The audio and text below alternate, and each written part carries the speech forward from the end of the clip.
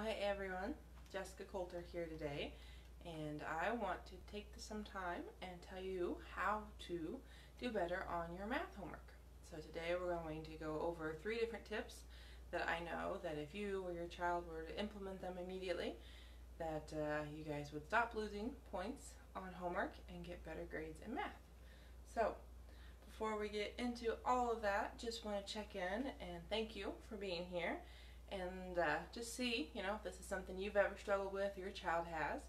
And if that's you or someone you know, please let me know. Click that thumbs button, that like button, leave me a positive comment just to let me know you're here and listening. So thank you. And also want to introduce myself, just in case you're wondering who's this Jessica Coulter person. I am the CEO and founder of Ace Cookie Tutoring, and I help students on the ACT, especially in their reading and English sections. I also help students with their papers. I love to proofread college papers, and then middle school math is kind of my sweet spot. So let's go ahead and move on to what I know you really want to know, which is how to get better grades on math. The first kind of tip is pretty simple, and that is just to double check your answers. Now I know some students think it's a waste of time, and I know some kids just want to be done with their homework and move on, but I gotta tell you, checking your answers is going to save you a lot of silly mistakes. So, first thing with double checking your answers, remember your opposites. Remember multiplication and division are opposites. Remember addition and subtraction are opposites. And you also might know them as inverse. So, opposite, just remember if I did a subtraction problem and I want to double check and see if I did it right, you're going to have to do some addition. Same thing with multiplication and division. If you did a multiplication problem, you're going to have to do some division to check your answer. Now if you're working on upper level math, like something in high school or maybe more advanced in middle school level, then you're going to have to plug in your solution for the variable. So if you solve for x, you solve for y, whatever it is, plug that value back into the original equation and see if it's still valid. If it works, end up with 8 equals 8, then you know you did it right. So double checking your answers is a great way to self-check, and it will help you earn as many points as possible so you don't lose, like I said, silly mistake points. Okay?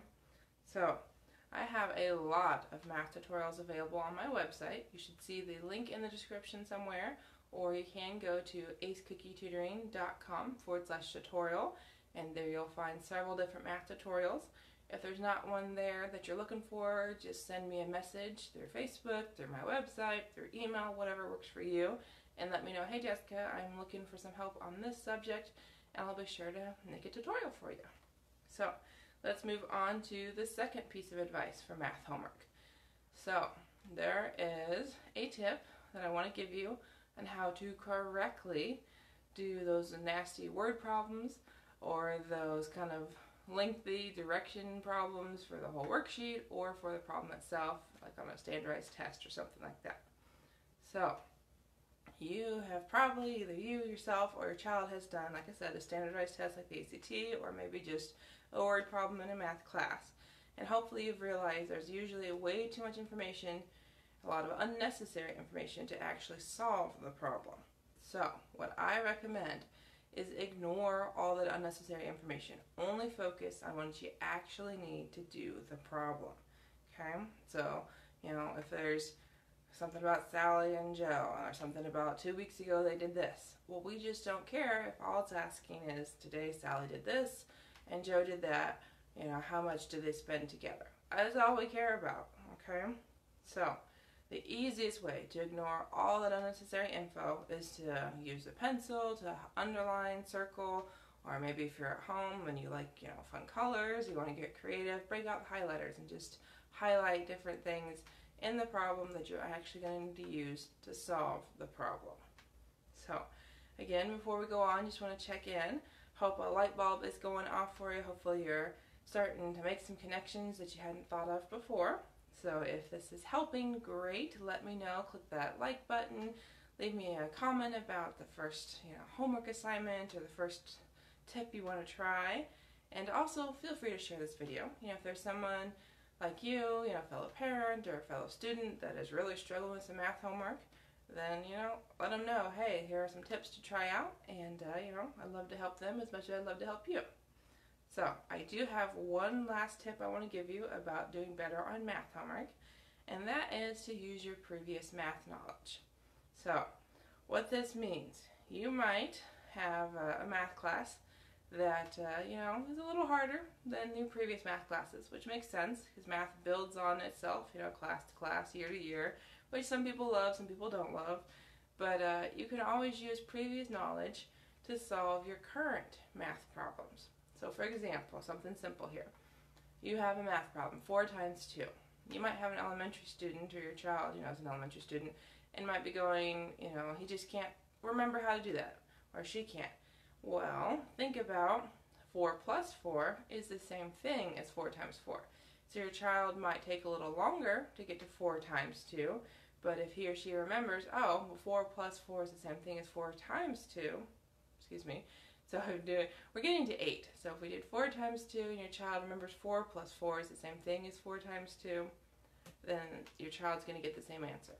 So taking this kind of roundabout ways, totally okay until your child learns those new shortcuts, as your teacher might call them.